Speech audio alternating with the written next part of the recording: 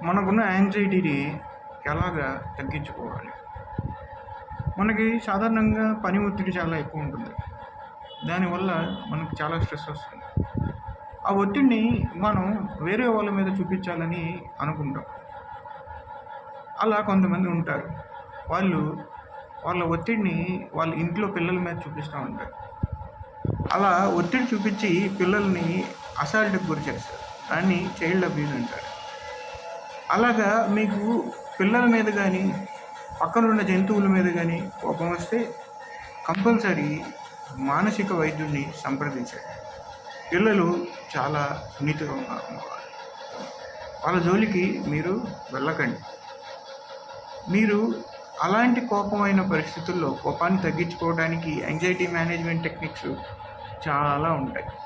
అంతేగాని దాన్ని ఒక అలవాటుగా చేసుకుని పిల్లల్ని అబ్యూస్ చేస్తే వాళ్ళ భవిష్యత్తు పాడైపోతుంది. మీరు ఎటువంటి డెంటల్ క్వైరీస్ కన్నా please visit doctor Sujesh IDC or Indiramma dental care Nandigama.